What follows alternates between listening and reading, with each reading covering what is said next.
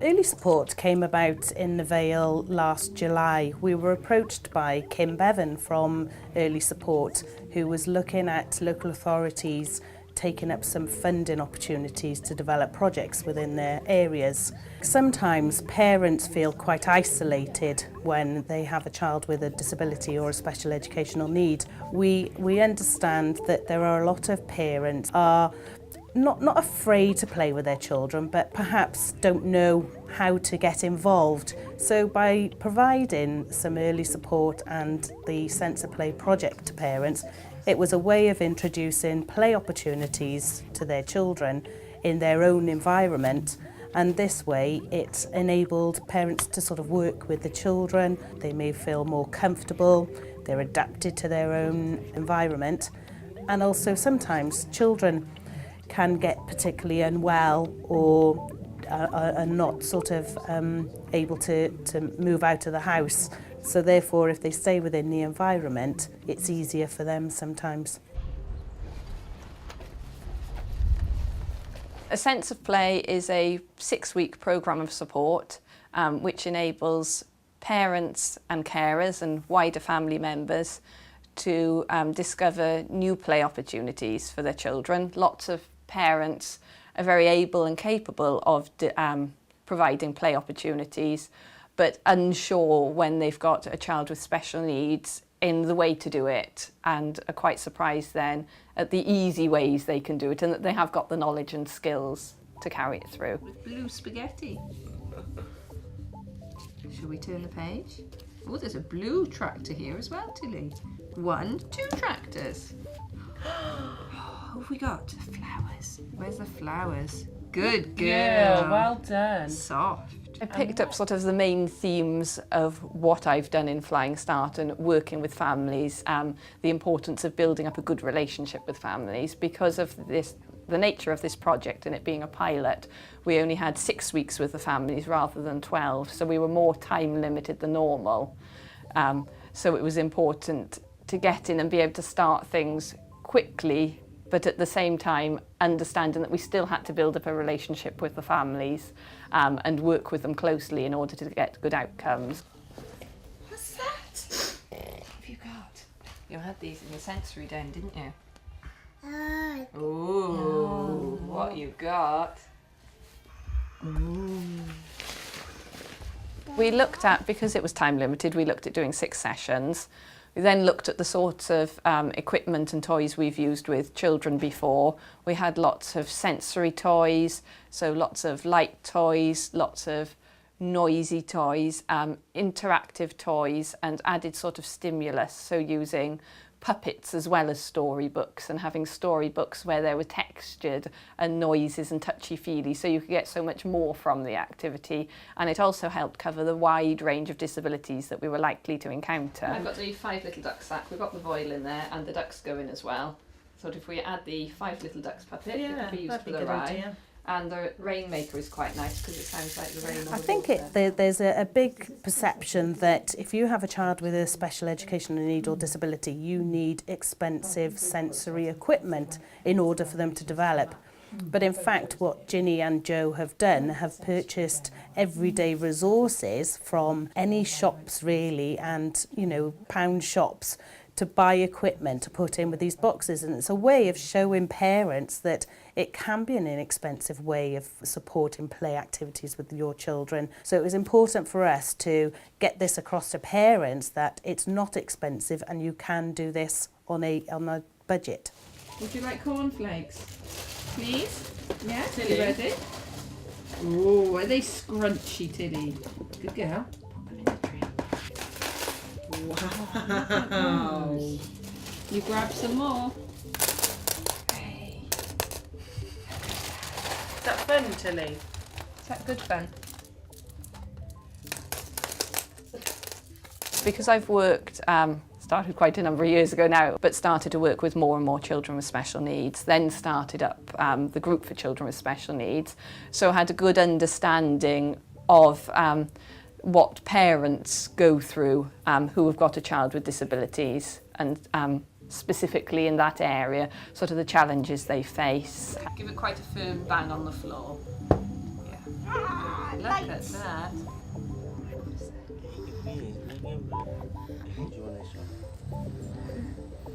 Try you on your tummy in a minute.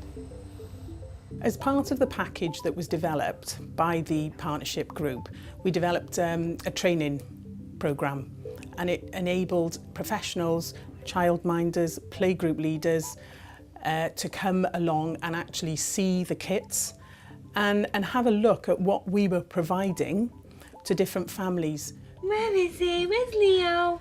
Where is he? There he is. But by training the professionals, those children who've already been stimulated at a very young age will then carry on with that same stimulation through their playgroups, through their childminders, because by offering the training, we're educating the professionals who will be in touch. That's where it's going to roll over, I think. And there's his body. Pig. Oink, oink. What's the sign for Oink, pig, Tilly? oink. Can Tilly do the sign for pig? Pig. Oink, oink. We're going to stick him together and then we're going to do some painting. I'm good at getting messy, aren't I? Is Tilly good at getting messy? Good girl. Wow. Well done. Good girl, well done. Well done. That's No, really not on good. your You don't want to nose. taste it. Oink, oink. And pig says oink, oink. My family and I, we do a lot with Tilly anyway, because obviously Tilly has right-sided hemiplegia, a form of cerebral palsy, and she's got a cortical impairment with her vision. So we do a lot as a family anyway with colourful toys, things that make sound, and a lot of sensory toys. But these sessions give myself and family ideas of other things that we can do. I just think it's fab, and it does give you ideas as parents, especially when a child has got needs like Tilly, you know, sensory needs, and she doesn't use the one hand, so like your messy play with the cornflakes and spaghetti is stuff that she can feel, and so yeah, I think they'd benefit really well. I think the advantage is you can use it anywhere. With the cornflakes, for example, with the spaghetti, that's something that I can take to my mum's, because my mum has them on one day when I'm in work. The same as, you know, she can go to her auntie's and play, and it's something that she can play with other children with. It's not just a special need activity, it's something that everybody can play. Her sister can play, her cousins can play, and they have played with the weekly session toys, and it's nice to see them all coming together. Can you see the fish? Fish. When Ginny, first of all, when she first came round, obviously Lucy was a little bit shy, but it didn't take her long to actually get to know Ginny, because she's just so easy with the children, you know, they feel comfortable with her.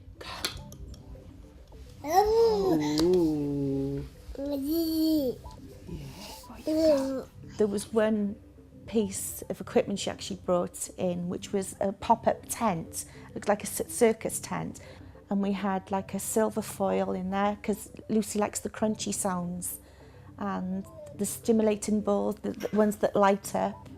So we'd sit inside me, Lucy, and read a book and have all these little fairy lights around us and have our own little special time reading a story, and she really loved that, because it was just a good thing for her to feel comfortable and in her own little environment.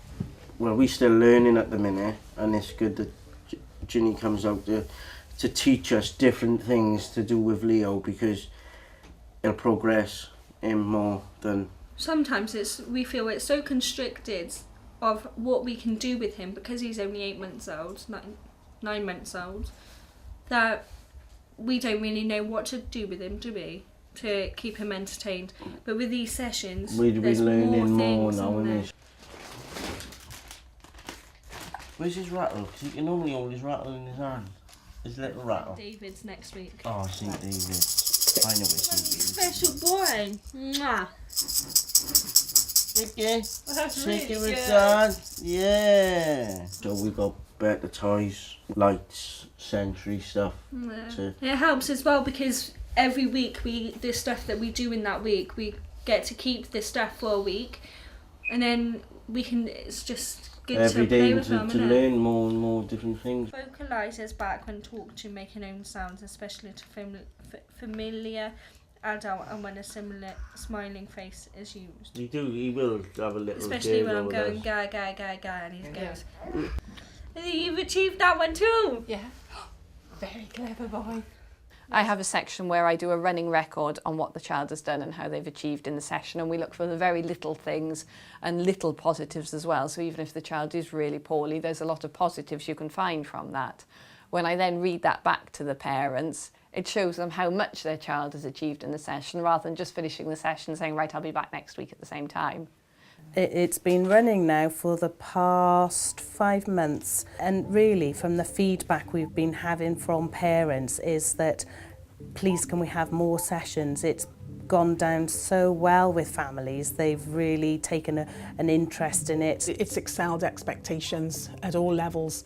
I mean, for me, I would like to see this rolled out across all local authorities, because with the difference that we've made in such a short space of time, if we roll this out and we could extend the project further, it's just, there's no limits really.